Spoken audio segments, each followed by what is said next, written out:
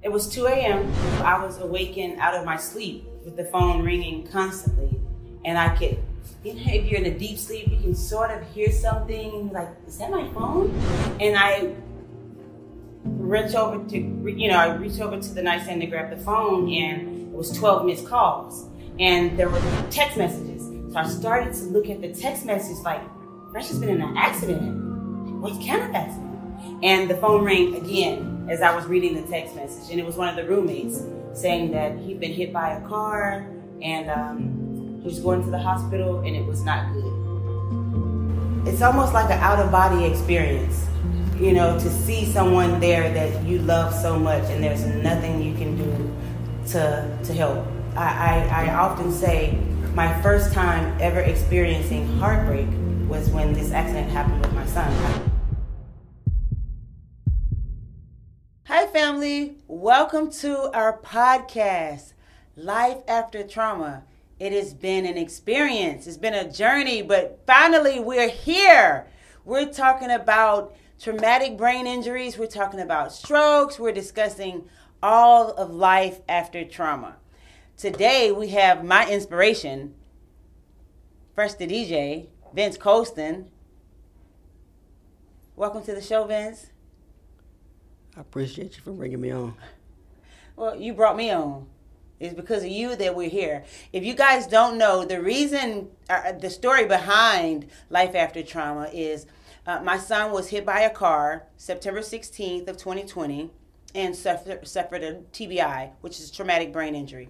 There are different levels to traumatic brain injury, and his was one of the one that was really severe. So severe that he had a 22% chance of survival, which was later downgraded to an 8% chance of survival. He had bleeding on the brain, swelling on the brain. They removed his skull for 11 months, and he was in the hospital for about a year. So with that being said, I want to thank you guys for rallying behind us. You're the reason that we're here. You've inspired us. There's so many people that we are excited to talk to. But first, like I said, my inspiration, the reason that we're here, Fresh. I'm not sure if you guys remember, and some of you guys may not, but Fresh was hit by a car in California, September 16th of 2020. And today, this day makes 4 years. 4 years in a journey that we had no way how it was going to go. We had faith, and we put in work, and we did the impossible. And I want to thank you for constantly fighting. So what do you remember? What is the first thing that you recall after your accident? The first thing that I could recall after my accident would be almost falling out of the ambulance when they were putting me in. See, I don't remember that because I wasn't there. But you've said that quite a few times, that that's what you recall first. And then there was a blank. I guess that's when you went into dark. You went into a coma. Right. That you were in for. Everything just went immediately blank after that. Yeah.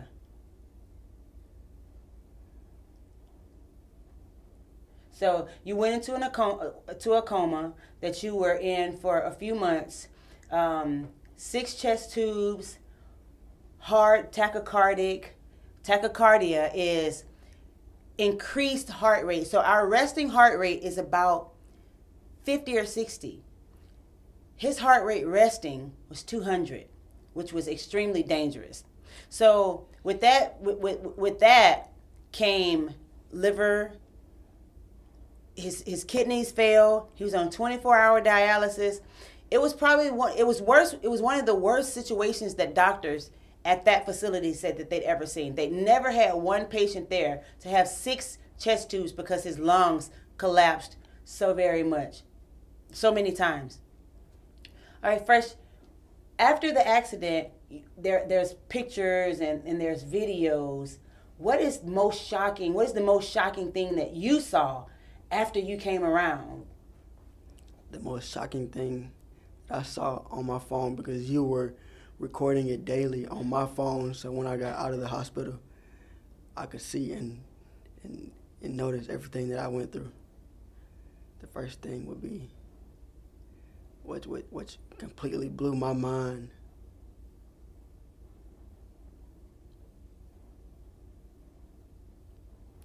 Would be the doctor explaining to me what he was about to do.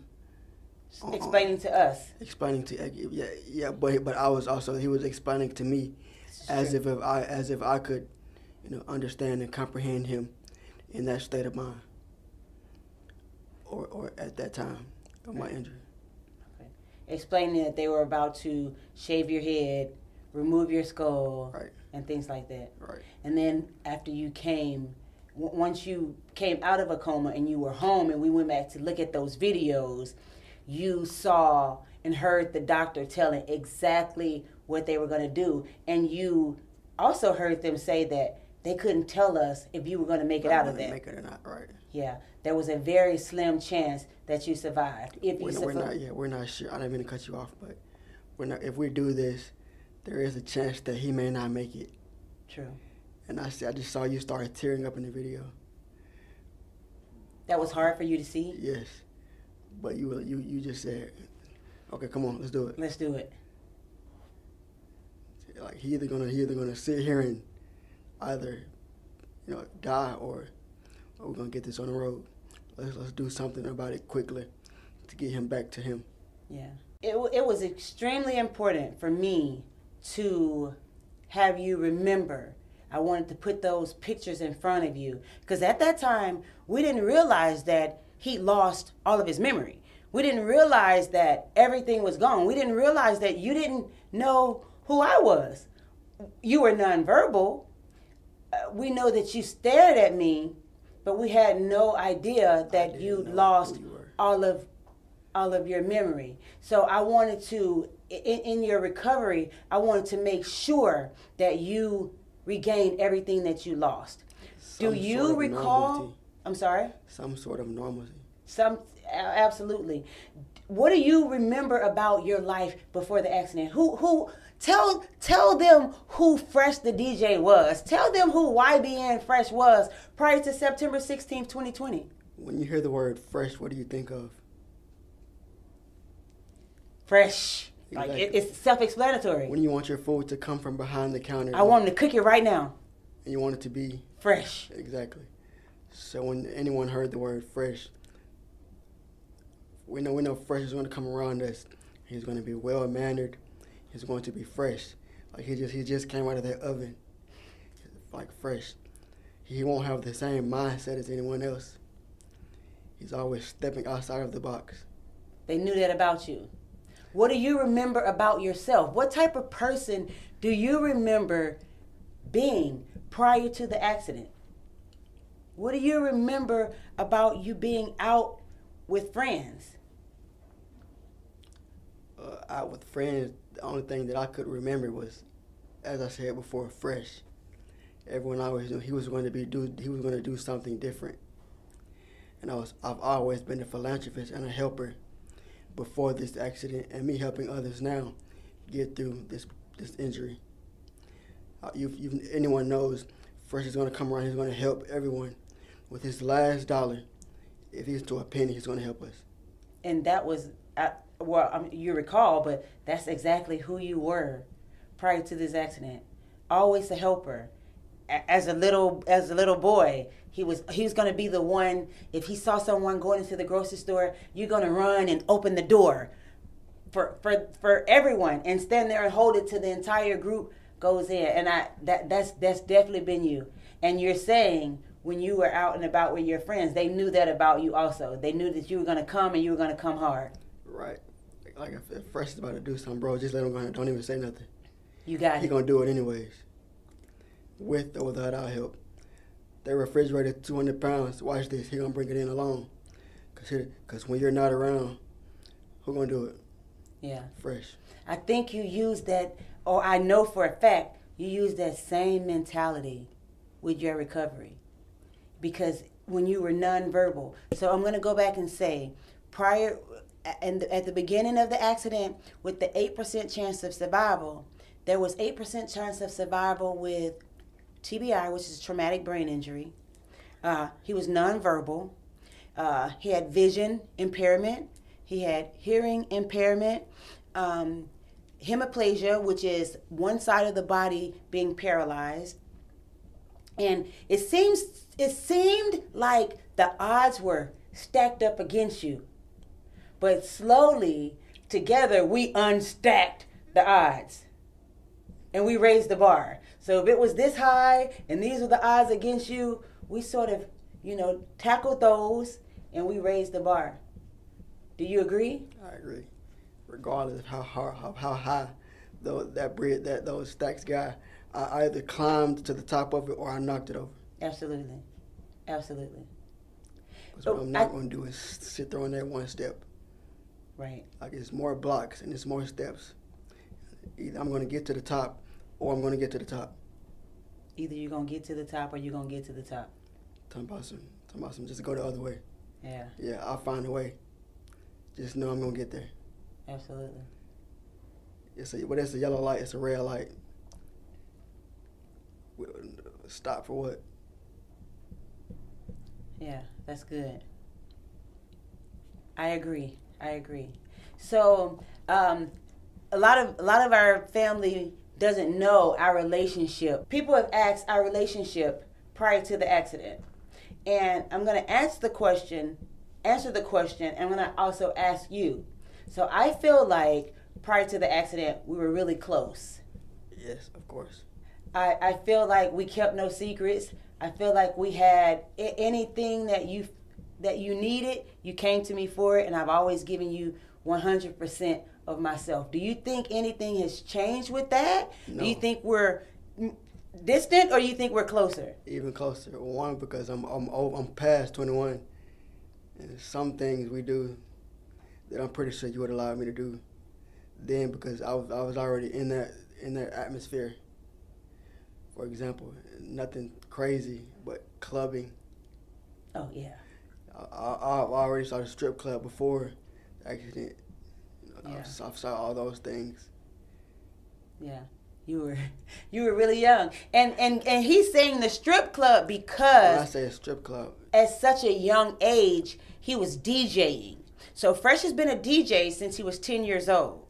And at 10 years old, I was involved, prior to his accident, I was involved in the entertainment industry where I managed artists. And opportunities came often where they needed someone to come and DJ, and the music knowledge that he had was keen. It was keen for someone of your age.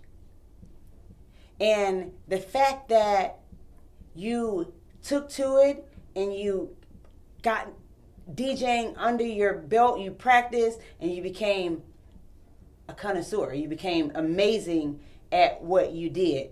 And to this day, you're reteaching yourself and relearning how to DJ. How is that relearning everything that you've lost? You're regaining it. So how is relearning? How is getting back to who you were? Relearning it is difficult. But what I can't do is quit. Because I see some people who can't move an arm. And I think about that. Bro, he can't even move this arm, but you sitting here crying. Yeah. You sitting here about to tear up. For what, Fresh? Yes, when I think about that, I may stop and go look in the mirror and point myself in the face. Say, what you crying for? For what? Bro, this man can't even move, but you sit here crying. But you know it's okay to cry. It's okay because it's a difficult situation. Not many people can say, hey, I was hit by a car and I lay in the hospital for 11 months. And I wake up every day with a smile on my face, regardless. Absolutely. Like regardless of how hard it is. You're going to see me with a smile on my face. Yeah, it hurts so bad, but guess what? What motivates you to keep that smile on your face? My cousin cannot get out of the bed. Some people cannot talk at all. I was on the same floor where somebody almost lost their life. Actually, someone did not make it that day. Right. So Your motivation is you know what others are going through in Right. worse situations. And I know he would not have brought me back if I did not have a future for this. Yeah. Purpose. He said, bro, I'm going to bring you back. I'm going to put this in your hands. What you do with it is up to you. What you cannot do with that is fail fresh. But for one, the F in fresh does not mean fail. It's fight. Fight or flight. Yeah. And we ain't running. Right. I love it. You know firsthand on the amount of people that contact us for guidance right now because they saw what you've gone through. What do you tell someone that's in the beginning of this? What do you say to the mother that's listening, that's watching? What do you say to the survivor that's at the beginning stage of, I'm just in the hospital, and they may be, as you were, nonverbal. They may not know what tomorrow is going to bring. They may have lost hope. What do you say to, first of all, tell me, what would you say to the caregiver of someone that's just going through this situation? Just because I was raised to look everyone in their eyes, I would walk to you and look you in your eyes and say, don't you dare give up on him or her. They need you. They need you. How would you feel if you were in that bed and I left you? Matter of fact, I want you to go sit right there next to him and lay in that bed for 7 hours and not get up. I want you to be hungry. Some days where which was not a lot, where you guys may have been downstairs, or that's when I started to come back. When you just wanted to do something for yourself. Just wanted to do something, which is how I got this far. I said, they're not here, but you hungry. What you get mad for? Get up and go get it. Yeah. So your message is, this won't last long. It won't last forever. Unless you make it last forever. Unless you make it last forever. But you want them to put themselves in... Put yourself in that same hot seat. Yeah. Put yourself in the position that they're in. But what strength would you tell them? What words of encouragement would you tell them that to help push them through it? Because, some days, I've had days where I've just cried uncontrollably. And you are my strength. So how can we tell them to keep pushing? Without using those words, keep pushing.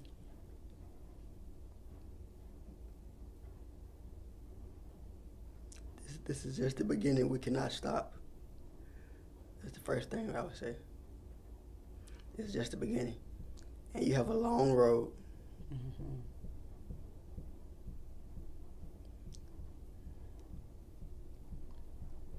I would add to that, but God. Of course, because without him. First. I think we need to recant that and say, first and foremost, without God, it's not possible. If you didn't know God prior to your incident or accident, you need to make sure that you know him now. You need to make sure that you know him first, because he is the reason. God is showing you that you have purpose. Everyone doesn't survive an accident like this. Look at the statistics. Lots of people perish in accidents this bad.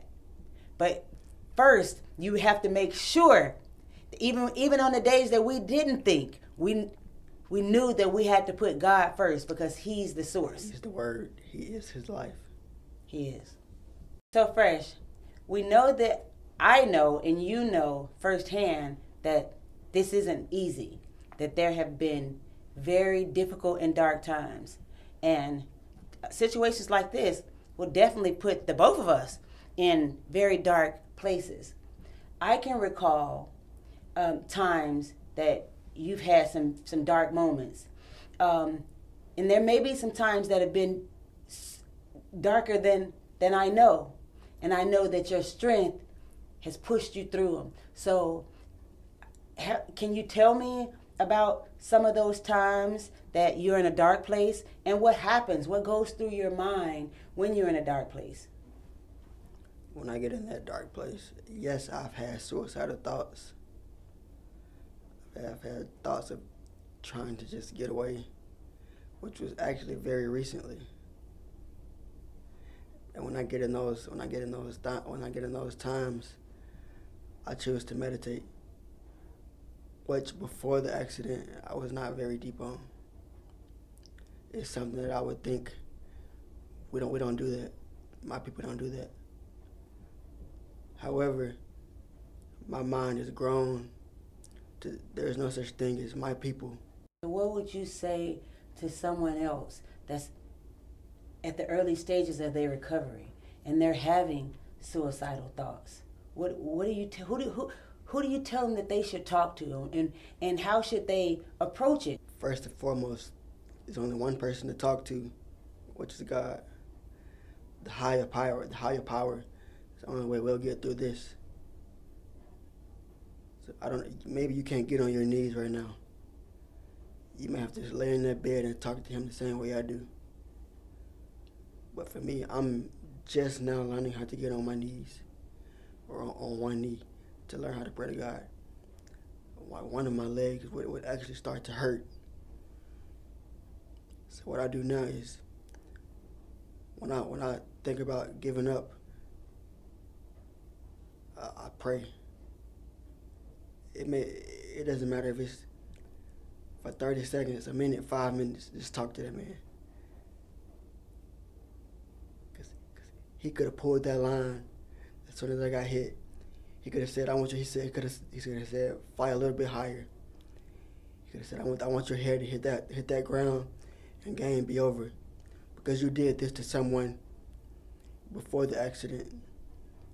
Maybe he deserves karma. Do you feel like that?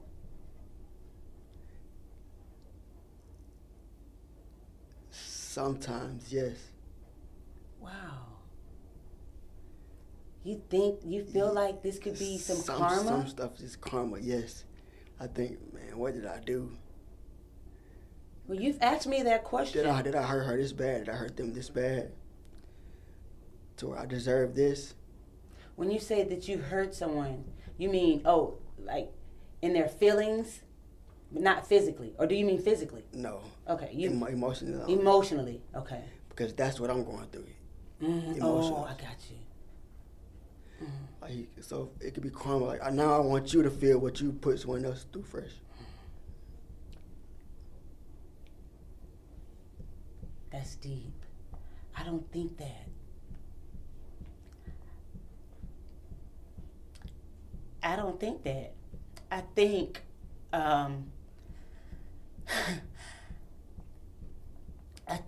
it's God. You were very young, and I never once questioned why this happened, because I always felt like, why not? Right? Why not? What stronger family to impose something like this? A family that really feels like they've got everything together. You know, the kids are in school. Me and your dad, running a successful business. We had a solid foundation. So I don't think that. And you asked me that question, maybe a year and a half or so after your accident. Like, what did I do? Did I do something? Was I ever like a bad person? What was I in? And I'm saying, Fresh, nothing.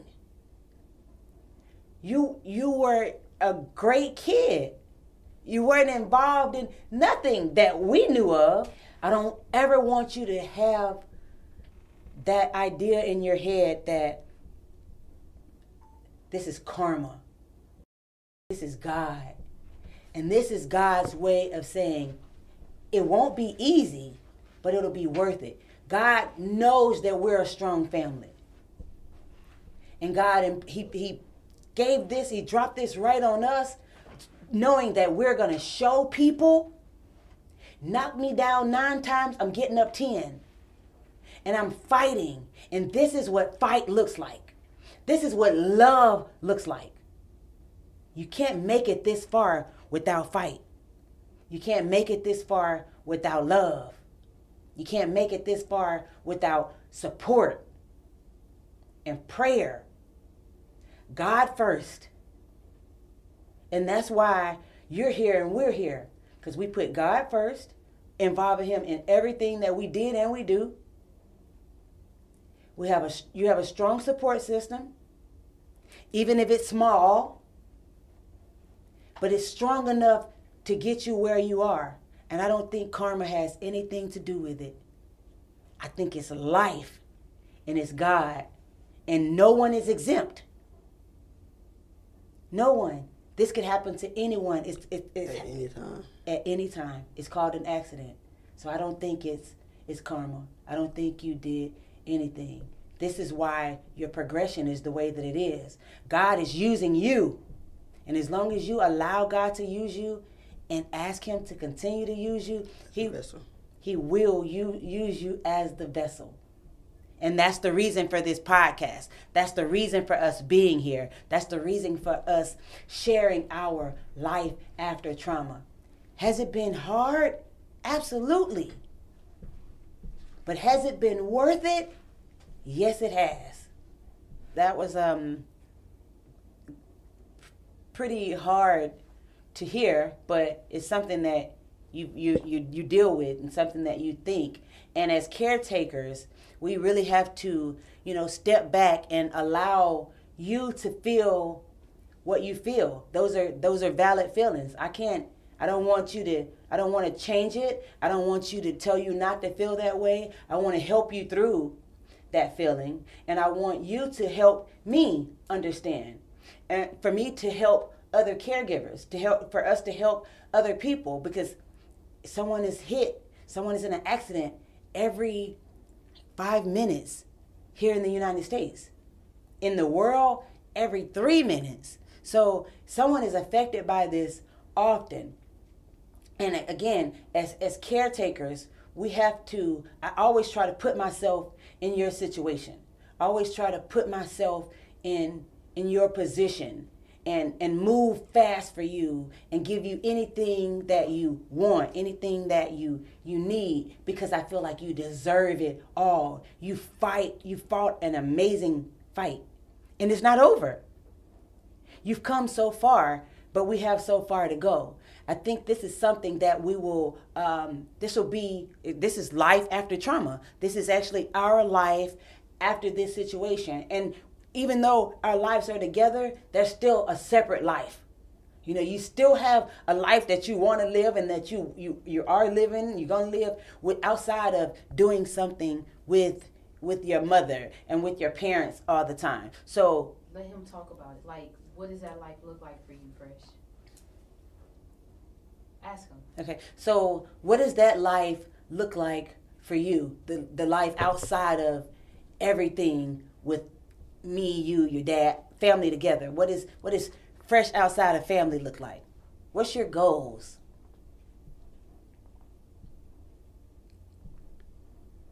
My goal now is to just strictly be happy and fresh. What do you mean happy and fresh? Explain for those that don't know you. Happy and fresh would be free.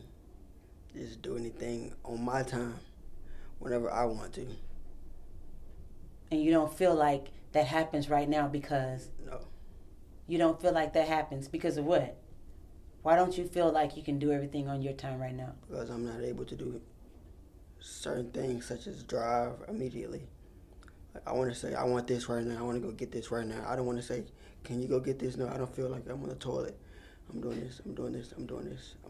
No, but when you want yours right now, what you do? Get in the car and go get it right now, don't you? Why don't I deserve that same time when I wanted something right then? I'm hungry, I want it now. You deserve it. You deserve it. And for the most part, you can get up at this point and go and do it. Everything other than drive yet. Yeah. And that's going to happen On God's time. On God's time. On his time. As soon as he's ready for you to drive, the ability is going to be there. You're going to have to practice. You have to relearn how to drive, just as you relearn how to talk. Just as you relearn how to feed yourself, just as you relearn how to walk, just as you relearn how to go to the bathroom on your own. He's going to give you those same skills in his time. Do you believe that? Yes, I do. I try to understand what you're saying. So what are some of the things that are frustrating to you at this point in your recovery? And how do you deal with that frustration? When it comes to me, or when it comes to life, anything. What are some things that frustrate you easily?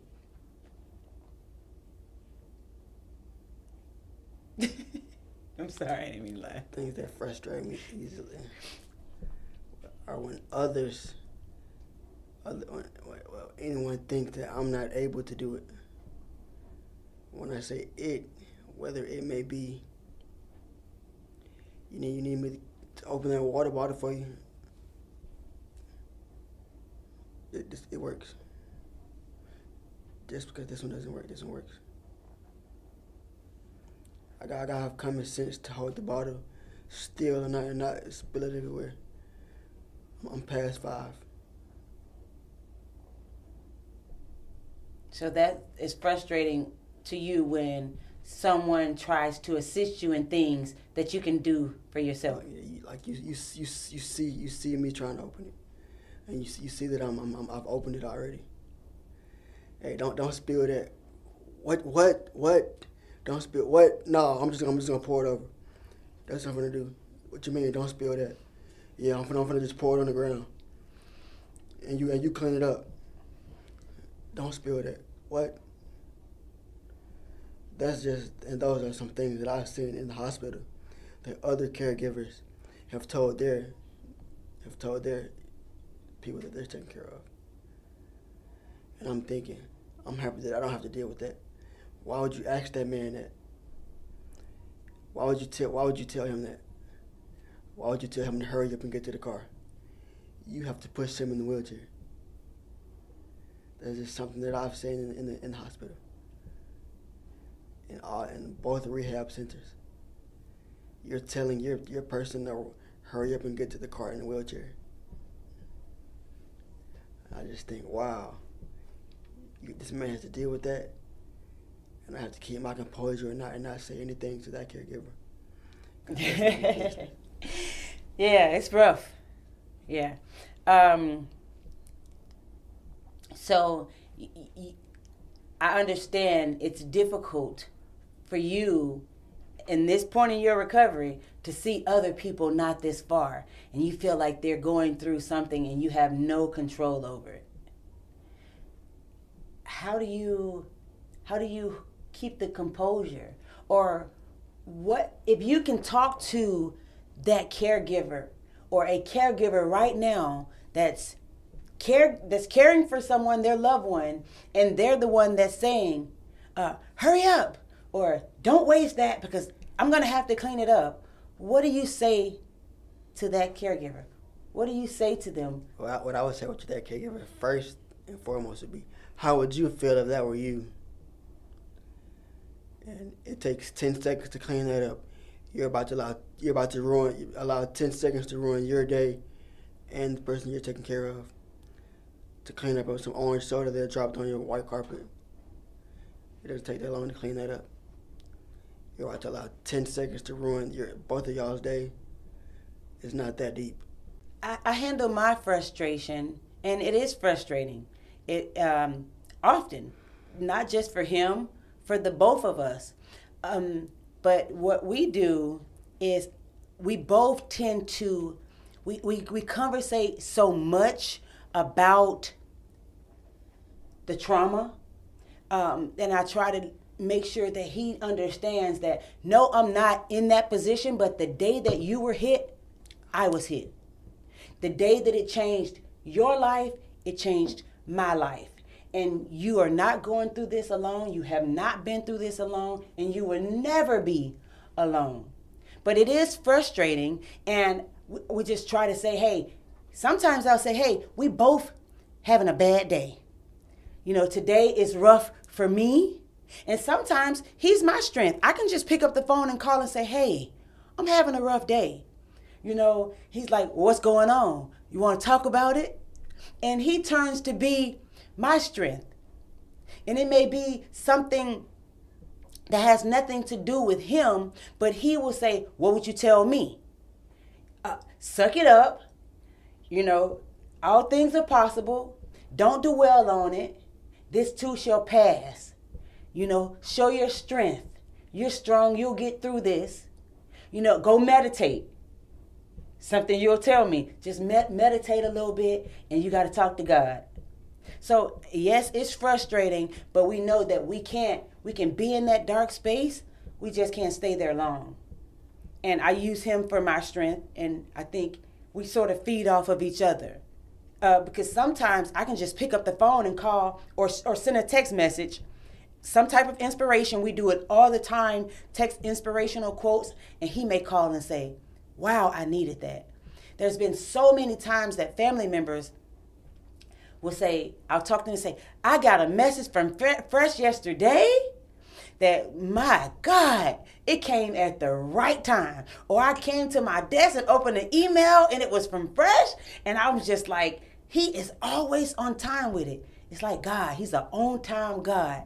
So whenever I need him, he's there for me. And whenever he needs me, I try to be there for you. It's frustrating, but life is frustrating.